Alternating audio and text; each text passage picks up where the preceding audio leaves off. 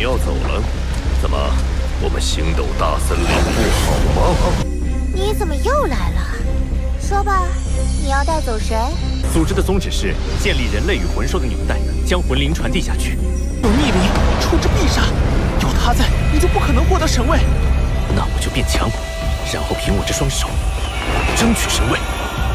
在绝世唐门113集中，霍雨浩成立传灵塔，帝天送出一个挂坠，竟是让霍雨浩无法成神。为了帮贝贝完成心愿，前往冰火两仪眼。在上集的最后，雄军正要扑向霍雨浩，然而兽神帝天威严的声音和恐怖的魂力波动骤然爆发，他瞬间出现在雄军面前，双手化为紫金色火焰，轻松抓住雄军的暗金孔爪，令其无法动弹。雄军咆哮质问帝天为何袒护人类，帝天则冷冷回应，警告雄军不要挑战他的底线。帝天的另一只手抬起，化为漆黑如墨的龙王爪，这是黑龙一族的超级天赋绝学，附带着龙神的气息，对魂兽有着绝对的威慑力。龙王爪一出，原本躁动的魂兽群瞬间安静下来，纷纷匍匐在地，颤抖不已。帝天的杀意让雄军感到恐惧，他立刻求饶，保证不再违抗帝天的权威。帝天警告雄军，这是最后一次容忍他，下一次将用生命来冲刷自己的愤怒。随后，他将雄军甩飞，雄军在空中发出凄厉惨叫，身体被龙王爪的威能割裂，毛发飞散，伤痕累累。全场魂兽目睹这一幕，无不惊恐万分，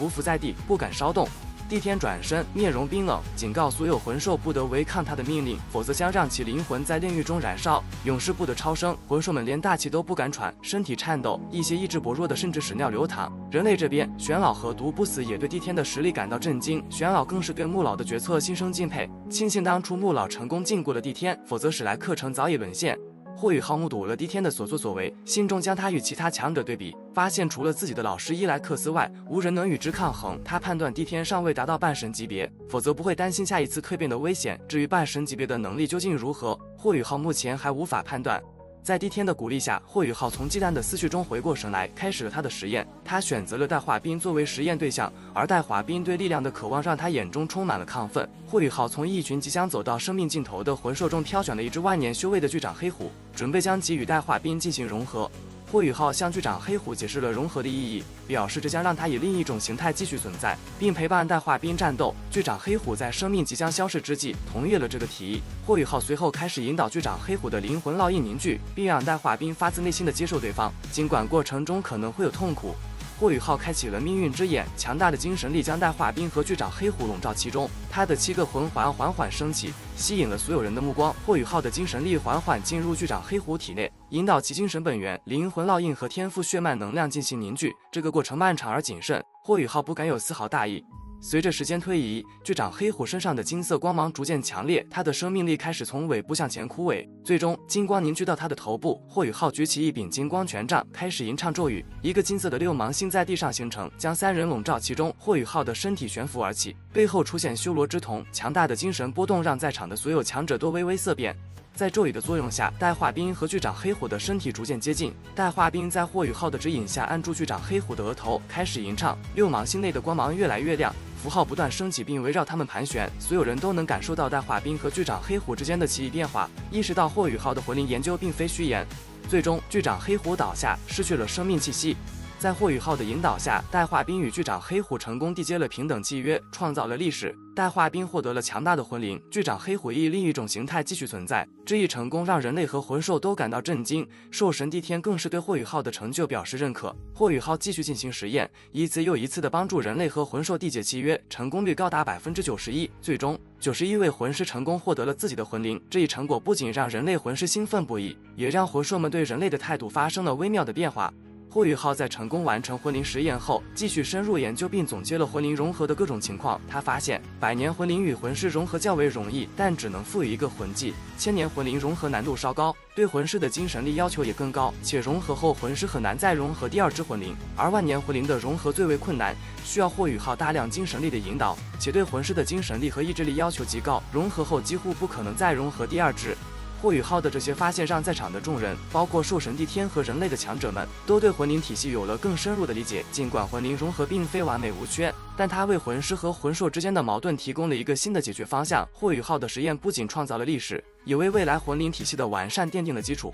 霍雨浩详细阐述了魂灵融合的优势与限制。千年魂灵可为魂师提供2个魂技，其中一个可直接融合使用，另一个则在魂师修为提升时释放，增强魂灵与魂师的战斗能力。万年魂灵则因智慧更高，能提供多达4个魂技供魂师选择，且在6环时获取的万年魂灵可在7环时继续提供魂技，弥补了魂师第7魂技无法附带额外魂技的遗憾。霍雨浩还告诉众人，魂灵融合的成功率与魂师的精神力密切相关。他建议魂师延缓获取魂环的时间，以提升精神力和性格的坚韧度，从而提高融合成功率。他举例说明，若一名4环魂师将魂力修炼至60级再进行魂灵融合，其成功率将大幅提升，甚至能直接获得2个万年魂环，实力瞬间暴涨。在讨论契约施展的问题时，霍雨浩提出，由精神属性武魂的魂师担任契约中间人，成功率会更高。他解释说，精神系魂师的精神力修为本身就强，且在学习契约时更容易掌握。他建议召集大陆上的精神系魂师进行统一培训，以提高魂灵契约的整体成功率。他还提出了根据精神力修为进行分工的方案，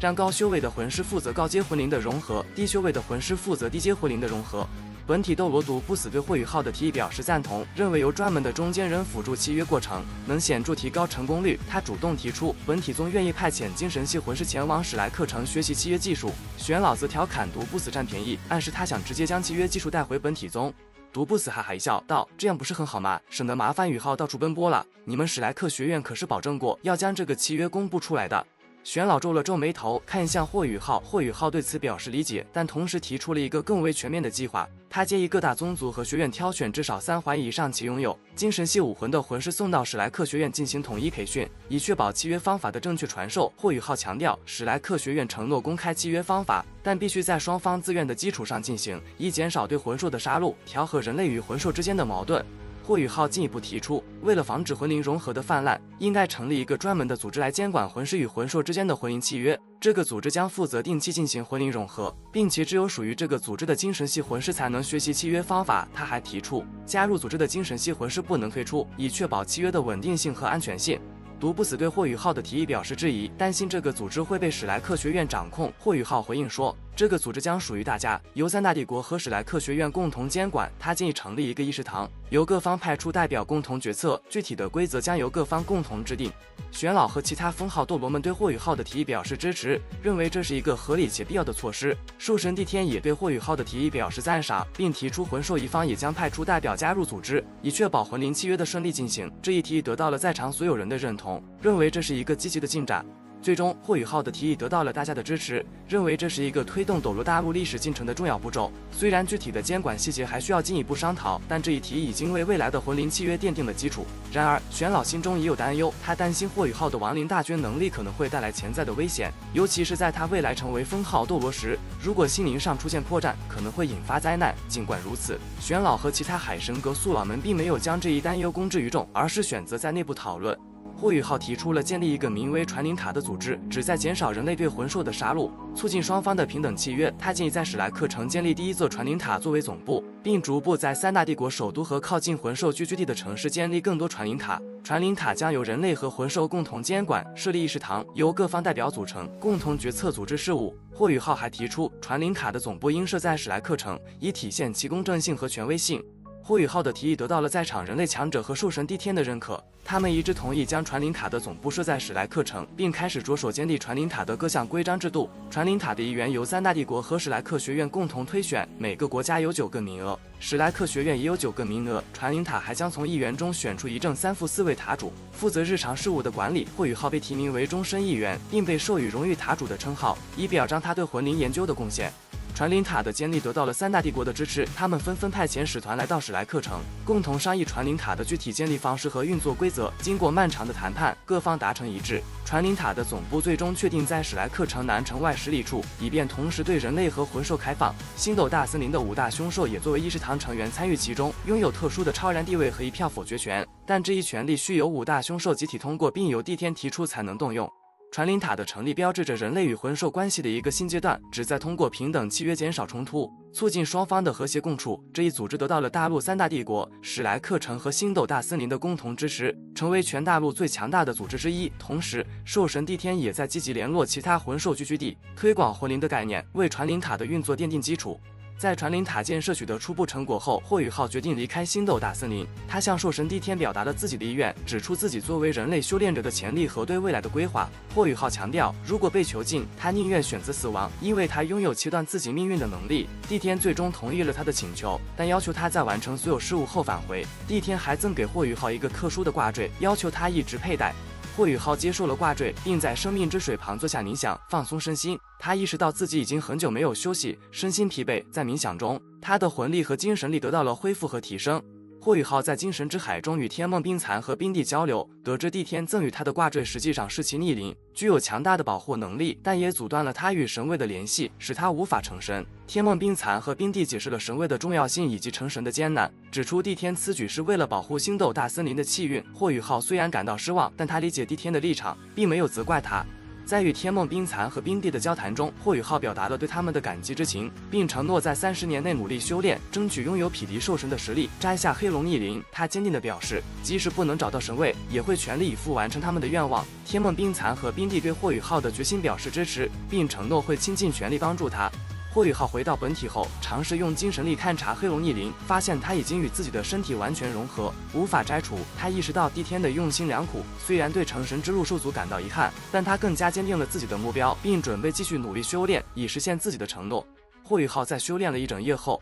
于第2天清晨离开了星斗大森林，前往史莱克学院。他御空飞行进入史莱克城范围，看到整个城市都在为重建而忙碌。史莱克城的规模正在扩大，传灵塔的基座已经接近完工，这座巨塔将成为传灵塔组织的总部。霍雨浩心中对史莱克城的未来充满期待。他们在上次受潮中表现出色，尤其是其魂导器发挥了巨大作用，因此他们在史莱克学院的地位得到了提升，成为了紧密的战略合作伙伴。他们盟主贝贝被任命为海神阁成员，他们还获得了在史莱克新城挑选驻地的权利，并得到了大量稀有金属作为补偿。史莱克学院利用魂灵事件，成功的将利益最大化。传灵塔组织宣布每月只能为200名魂师进行魂灵融合，这一消息吸引了大量魂师前往史莱克城。同时，霍雨浩发布了一条消息，鼓励魂师们压制魂力提升，以获得多个魂环，这进一步降低了魂师对魂兽的杀伤。霍雨浩回到史莱克学院后，直接进入了海神阁。他向黄金树叩拜后，进入了海神阁大厅。玄老和其他宿老们对他的归来表示欢迎，并询问了他在星斗大森林的情况。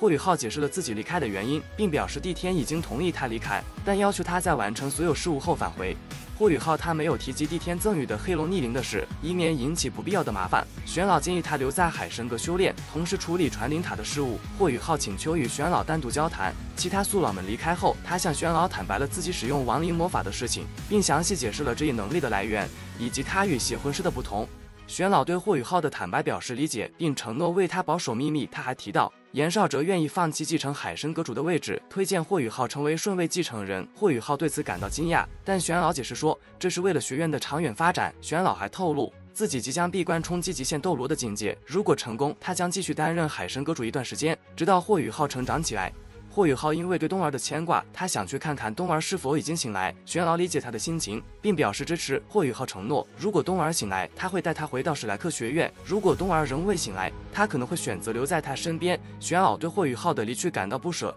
但霍雨浩保证会小心行事，避免不必要的风险。在唐门，霍雨浩发现他们正在积极扩建和改造，以适应新的发展需求。和菜头告诉他，唐门与史莱克学院的合作更加紧密，学院将全力支持唐门的魂导器研究。霍雨浩对此感到欣慰，并询问了大师兄贝贝的下落。霍雨浩与贝贝简要交流后，决定一同前往昊天宗探望沉睡的王冬儿。霍雨浩想起来了马小桃，他自上次事件后便失去了联系。霍雨浩希望他能够安全无事。离开学院前，霍雨浩承诺每3个月向玄老报一次平安，而玄老则表示，无论遇到什么困难，史莱克学院永远是他的后盾。霍雨浩在离开海神阁前，再次向木老的黄金树磕头，表达记忆。第2天清晨，霍雨浩和贝贝离开唐门，使用飞行魂导器前往北方的落日森林。在飞行过程中，霍雨浩注意到贝贝显得有些憔悴，便提醒他注意休息。贝贝苦笑着表示宗门事务繁忙，难以休息。霍雨浩承诺此次行程会帮助贝贝完成心愿，即寻找能够让萧雅恢复的2种植物。霍雨浩记得其中一种是幽香绮罗仙品，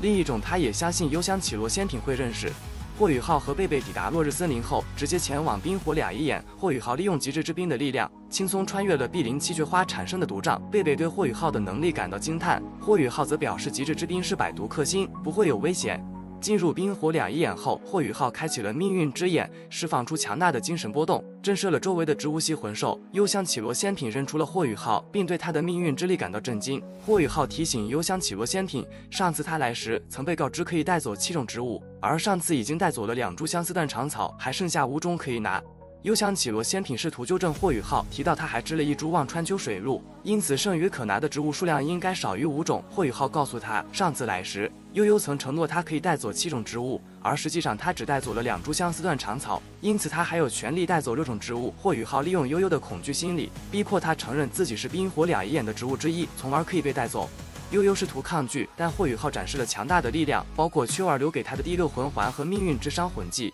让悠悠感到害怕。霍雨浩提出，如果悠悠能帮助他辨认另一种植物，他可能会放过他。悠悠在恐惧中答应了，并在霍雨浩展示的画卷中确认了另一种植物是蓝银黄。蓝银黄是一种极为强大的蓝银草，是10万年魂兽。悠悠解释说，唐雅需要蓝银黄来引导他体内的血脉力量觉醒，以解除体内的毒素。霍雨浩询问如何找到蓝银黄，但悠悠表示不知道其具体位置。霍雨浩威胁要将悠悠带走，但悠悠哀求留下，因为他离开冰火两仪眼无法生存。最终，霍雨浩和贝贝决定先将唐雅带到冰火两仪眼，再寻找蓝银黄。悠悠承诺，只要他们带来蓝银黄，他会帮助解毒。霍雨浩和贝贝得知这一信息后，决定先寻找蓝银黄，再将唐雅带来冰火两仪眼解毒。霍雨浩还询问了是否有能帮助沉睡之人清醒的植物，但悠悠表示无法提供。霍雨浩随后前往烈火性交书处，要求其提供至交以帮助马小桃提纯邪火凤凰武魂。烈火性交书在霍雨浩的威胁下，不情愿地交出了半个拳头大小的赤胶。霍雨浩将赤胶收入温玉盒中，准备用于马小桃的治疗。在准备离开时，悠悠和八角玄冰草同时叫住了霍雨浩。悠悠给了霍雨浩一些自己的花粉，以便他未来救人时使用，而八角玄冰草则主动提出要成为霍雨浩的魂灵。八角玄冰草表示，他渴望离开冰火两仪眼，去看看外面的世界，并希望跟随霍雨浩获得永生。霍雨浩对八角玄冰草的决定感到惊讶，但最终接受了他的请求，并发誓在签订平等契约时会尽力保留他的神智。八角玄冰草开始凝聚自己的核心，形成了一块冰蓝色的八角晶体，准备与霍雨浩签订契约。这一过程让在场的植物系魂兽们感到震惊，他们难以理解八角玄冰草为何会做出这样的选择。霍雨浩对八角玄冰草表示感谢，并开始了融合过程。在融合过程中，霍雨浩利用命运之眼和强大的精神力，引导八角玄冰草的灵魂本源与自身魂力结合。随着咒语的吟唱，八角玄冰草的本体逐渐枯萎，而其精神本源则融入了霍雨浩的右腿，成为了一块强大的魂骨。这块魂骨不仅为霍雨浩带来了额外的力量，还附带了2个魂技，极大地增强了他的实力。融合完成后，霍雨浩的魂力得到了显著提升，他的冰碧帝皇蝎武魂也达到了10万年级别的武魂真身冰帝真身，同时他的魂环也发生了变化，第6魂环和第7魂环都变成了代表10万年的红色魂环，这在魂师中极为罕见。此外，霍雨浩还拥有了6块高品质的魂骨，包括三眼精灵命运之头骨、冰碧帝皇蝎躯干骨、冰碧蝎左臂骨、暗金恐爪右掌骨、瞬间移动左腿骨和新获得的八角玄冰右腿骨。这些魂骨不仅品质极高，还附带了强大的魂技，使霍雨浩的整体实力得到了极大的提升。最终，霍雨浩成功的与八角玄冰草完成了融合，获得了强大的魂灵和魂骨，实力大幅提升。他与贝贝告别后，决定独自前往昊天宗看望沉睡的王冬儿。在飞往昊天宗的途中，霍雨浩心情急切，内心充满了对冬儿的牵挂和担忧。